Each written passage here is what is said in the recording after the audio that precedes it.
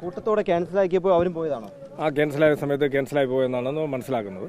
അവർക്ക് വേറെ ഡേറ്റ് എടുക്കാൻ പറ്റും. ഈ ലിസ്റ്റിൽ ഉൾപ്പെട്ട ആരെങ്കിലും തന്നെ ഉദ്യോഗസ്ഥരെ നേരിട്ട് വിളിച്ച് ഇന്ന് വന്നോട്ടെ സ്വന്തം ഇല്ല, ചോദിച്ചില്ല. ആരും ചോദിച്ചില്ല. ഒരു പ്രാവശ്യം ഞാനിവിടെ വന്ന് ചോദിച്ചു.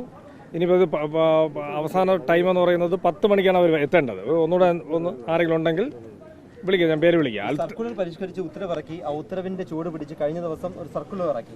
അപ്പോൾ ഇനി ടെസ്റ്റ് നടത്തുകയാണെങ്കിൽ പുതിയ സർക്കുലറിന്റെ അടിസ്ഥാനത്തിലായിരിക്കും നടത്തുക.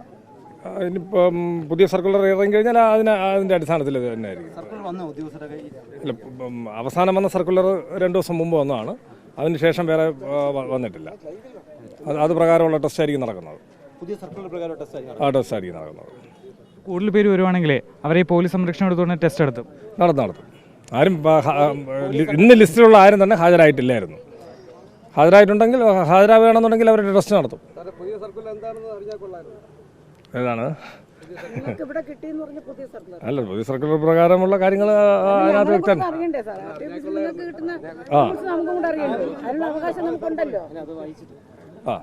അതെല്ലാം അത് പ്രകാരമായിരിക്കും നടത്തുന്നത്. ഇപ്പോൾ സർക്കാരിൽ നിന്നാണ് ഒരു ഉത്തരവ് വന്നിട്ടുള്ളത്. നേരത്തെ ബഹുമാനപ്പെട്ട ട്രാൻസ്പോർട്ട് കമ്മീഷൻ്റെ ഒരു സർക്കുലർ ഉണ്ടായിട്ടുണ്ട്.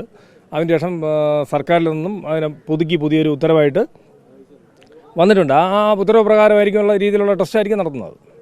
പ്രതിദിനം 40 പേര് അത് തന്നെ. ഇവിടെ വന്നപ്പോൾ ഡേറ്റ് കിട്ടിയില്ലെന്ന് പുതിയ ആൾക്കാർക്ക് ഡേറ്റ് കിട്ടുന്നുണ്ട്. അത് ഇന്നലെയും ഞങ്ങൾ ചോദിച്ച ചോദ്യമാണ്. ഇത് അവർക്ക് എങ്ങനെയാണ്? അതെ, പുതിയ ആൾക്കാർക്ക് അങ്ങനെ ഡേറ്റ് കിട്ടുന്നതല്ല. ഇത് സോഫ്റ്റ്വെയർ എറർ കാരണം കുറച്ച് പേർക്ക് ഡേറ്റ് കിട്ടാതായിട്ടുണ്ട്. പക്ഷേ ഇപ്പം നിലവിൽ ഞാൻ അങ്ങനെയല്ല, 21 പേര് ഇന്ന് സ്ലോട്ട് ബുക്ക് ചെയ്തിട്ടുണ്ടല്ലോ. അത് വേറെ ആർക്കും അങ്ങനെ ബുക്ക് ചെയ്ത് കൊടുക്കാൻ പറ്റത്തില്ലല്ലോ. അവർ സ്വയം ബുക്ക് ചെയ്തുകൊണ്ടാണല്ലോ അവർക്ക് ഡേറ്റ് കിട്ടിയത്. ആ 21 പേര് ഇന്ന് ടെസ്റ്റിന് ഹാജരായിട്ടില്ല. അതുകൊണ്ടാണ് നടത്താത്തത്. അത് അല്ല 21 പേരിൽ ഉൾപ്പെട്ട ആൾക്കാരല്ല. അവർ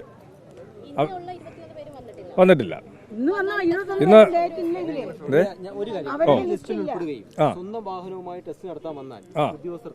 ഉറപ്പായിട്ടും ടെസ്റ്റ് നടത്തും. പ്രതിഷേധം ഉണ്ടായത് അപ്പോഴും. കാരണം ഇപ്പം സർക്കാർ ഉദ്യോഗസ്ഥരുടെ ജോലി തടസ്സപ്പെടുത്തി കഴിഞ്ഞാൽ എന്താണ് അതിന്റെ നടപടി എന്നുള്ളത് ഇവിടെ നിൽക്കുന്ന എല്ലാവർക്കും അറിയാമല്ലോ. അത് നമ്മൾ പ്രത്യേകിച്ച് പറഞ്ഞുകൊണ്ട് എല്ലാ വിദ്യാസമ്പന്നല്ലേ, സാധാരണക്കാരന് ജീവിക്കാൻ സമ്മതിക്കാതാക്കി നമ്മളും വയലന്റ് ആവത്തില്ലേ സാർ? അതാണ് പറയുന്നത്. ഒരാള് സ്വന്തം വാഹനത്തിൽ ഡ്രൈവിംഗ് ടെസ്റ്റിന് പങ്കെടുക്കാൻ താല്പര്യപ്പെട്ട് വരികയാണെങ്കിൽ സർക്കാർ ഉദ്യോഗസ്ഥർ എന്നുള്ള നിലയിൽ ഉറപ്പായിട്ട് അവരെ ഞങ്ങൾ ടെസ്റ്റ് നടത്തും. അപ്പോൾ അതിന് ഇടയിൽ വരുന്ന പ്രതിഷേധങ്ങളോ മറ്റു കാര്യങ്ങളോ വന്നു കഴിഞ്ഞാൽ അതിനിവിടെ പോലീസ് ഉദ്യോഗസ്ഥരുണ്ട് സംരക്ഷണം തരാൻ വേണ്ടിയിട്ട്. അതിന് അത്തരം ഞങ്ങൾ ചെയ്യുന്ന ജോലി തടസ്സപ്പെടുത്തിയാൽ എന്താണ് ബുദ്ധിമുട്ടെന്നുള്ളത് ഇവർക്കൊക്കെ അറിയാമല്ലോ, എല്ലാവർക്കും അറിയാമെന്നുള്ളത്. ഇപ്പോൾ ഇന്ന് 2 പേര് വന്നു, അവരുടെ ഡേറ്റ് മാറി എന്നാണ് പറഞ്ഞത്. അവരറിഞ്ഞിട്ടില്ല, ഇന്നത്തെ ലിസ്റ്റിൽ ഉൾപ്പെട്ട ആൾക്കാരല്ല. ഇപ്പോൾ ടെസ്റ്റ് നടക്കാത്ത സാഹചര്യത്തിലെ ഇങ്ങനെ സ്വയം ടെസ്റ്റിന് വേണ്ടി വരാൻ ഇപ്പോൾ ക്യാൻസൽ ആയവരാണെങ്കിൽ പോലും അവർ വരുമ്പോൾ ടെസ്റ്റ് നടത്താൻ പറ്റുമോ നമുക്ക്? ഏതാണ് ഈ ലൈസൻസ് ഇഷ്യൂ ചെയ്യാൻ പറ്റത്തില്ല. അതാണ് ആ സൈറ്റ് ഞാൻ പറഞ്ഞുതരാം. സൈറ്റ് ഓപ്പൺ ആക്കിയിട്ടിട്ട് താല്പര്യമുള്ളവർ സ്ലോട്ട് ബുക്ക് ചെയ്തുകൊണ്ടാണല്ലോ അവർക്ക് ഡേറ്റ് കിട്ടിയത്. ഡ്രൈവിംഗ് സ്കൂളുകാർക്ക് കിട്ടത്തില്ല. അതാണ് പറഞ്ഞത്. അങ്ങനെ പറഞ്ഞില്ല. ഞാൻ പറഞ്ഞുതരാം. നിങ്ങൾ എന്നെ പറയാൻ അനുവദിക്കുകയാണെന്നുണ്ടെങ്കിൽ ഞാൻ പറയാം. കിടന്ന് ബഹളം ഉണ്ടാക്കിയ കാര്യമില്ല. ഒരാളിന് സ്ലോട്ട് ബുക്ക് ചെയ്യുന്നത് ഒരു വ്യക്തിയുടെ മൊബൈൽ നമ്പർ യൂസ് ചെയ്തിട്ടാണ് സ്ലോട്ട് ബുക്ക് ചെയ്യുന്നത്. അല്ലാതെ ഒരാളിന് വേണ്ടി വേറൊരാളിന് സ്ലോട്ട് ബുക്ക് ചെയ്യാൻ പറ്റത്തില്ല. അപ്പോൾ അയാൾ സ്ലോട്ട് ബുക്ക് ചെയ്യാൻ താല്പര്യപ്പെട്ട് കമ്പ്യൂട്ടറിന് മുന്നിൽ ഇരിക്കുന്ന സമയത്ത് അയാൾക്ക് ഒരു SMS വരും. ആ SMS വരുന്ന അതാണ് പറഞ്ഞ ആ OTP വരുന്നത് ആ വ്യക്തിയുടെ മൊബൈൽ നമ്പറിലേക്കാണ് വരുന്നത്. അതെങ്ങനെ ഡ്രൈവിംഗ് സ്കൂളുകാർക്ക് ചെയ്യാൻ പറ്റുമെന്നാണ് ചോദിക്കുന്നത്. അത് പറയൂ ആ വ്യക്തികൾക്ക്. ഇപ്പൊ ഞാൻ അല്ല വെറുതെ തർക്കിക്കുന്ന അർത്ഥമില്ല.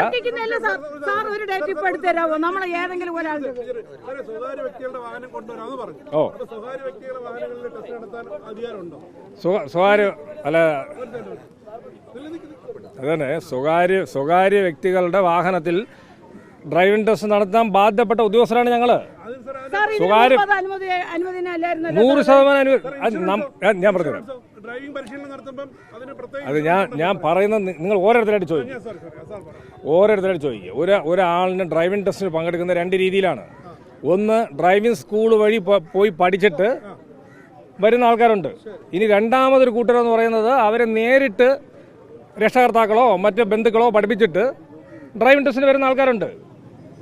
ഇവിടെ വരുമ്പോൾ ഞങ്ങൾ പരിശോധിക്കുന്ന വണ്ടി ഓടിക്കാൻ അറിയാമോ, നിയമപ്രകാരം വണ്ടി ഓടിക്കാൻ അറിയാമോ എന്നുള്ളത് മാത്രമാണ്.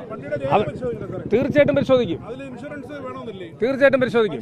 അതാണ് പറഞ്ഞത്, ഒരാള് നേരിട്ട് ഹാജരാവുന്ന സമയത്ത് ആദ്യമായിട്ട് പരിശോധിക്കുന്നത് അവരുടെ വാഹനങ്ങളുടെ രേഖകളെല്ലാം കറക്റ്റാണോ നോക്കും, ഇൻഷുറൻസ് സർട്ടിഫിക്കറ്റ് കറക്റ്റാണോ നോക്കും. പക്ഷെ ആ വരുന്ന വ്യക്തി ഡ്രൈവിംഗ് സ്കൂൾ വഴി വന്ന് പഠിച്ച ആളാണോ അല്ലെങ്കിൽ നേരിട്ട് പഠിച്ചാണോ എന്നുള്ള it doesn't make any difference. ഞങ്ങളെ സംബന്ധിച്ചിടത്തോളം അവരെ ടെസ്റ്റ് നടത്തുക എന്നുള്ളത് ഞങ്ങളുടെ ഉത്തരവാദിത്തമാണ്. പരിശീലന സമയത്ത് ഇൻഷുറൻസ് എടുക്കണമെന്നുള്ളൊരു നിയമമുണ്ട്. ആ വാഹനത്തിൽ ഏത് വാഹനം പഠിക്കുന്ന സമയത്ത് that is up to the insurance department. അത് ഞങ്ങളൊരു ബാധമല്ല. ഞങ്ങൾ ചെയ്യുന്നത് വെച്ച് കഴിഞ്ഞാൽ ഇവിടെ വരുന്ന ഒരു വിദ്യാർത്ഥി നേരിട്ട് പഠിച്ചു വരുന്ന ആളാണോ ഡ്രൈവിംഗ് സ്കൂളിൽ പഠിച്ചു വരുന്നത് ഞങ്ങൾ നോക്കാറില്ല. എത്രയോ പേര് ഇവിടെ ഡയറക്റ്റായിട്ട് വരുന്നവരെ ടെസ്റ്റ് നടത്തുന്നു, അത് ഞങ്ങൾ നടത്തും. ഏതാണ് എൽബോർഡ് പ്രദർശിപ്പിച്ചാൽ മാൻഡേറ്ററി ഇല്ല, എൽബോർഡ് പ്രദർശിപ്പിച്ചാണ് വരുന്നത്. എൽബോർഡ് അതാണ് പറഞ്ഞത്, ടെസ്റ്റ് നടന്നതിന് മുമ്പ് മാൻഡേറ്ററി ആയിട്ട് ചെയ്യേണ്ട കാര്യങ്ങളെല്ലാം ചെയ്തിട്ടുണ്ടോ നോക്കും. എൽബോർഡ് പ്രദർശിപ്പിച്ചിട്ടുണ്ടോ, അദ്ദേഹത്തിന്റെ വണ്ടിക്ക് വാലിഡ് ആയിട്ടുള്ള ഇൻഷുറൻസ് ഉണ്ടോ, വാലിഡ് ആയിട്ടുള്ള രജിസ്ട്രേഷൻ സർട്ടിഫിക്കറ്റ് ഉണ്ടോ, തുടങ്ങിയ എല്ലാ കാര്യങ്ങളും നോക്കിയിട്ട് ടെസ്റ്റ് നടത്തും.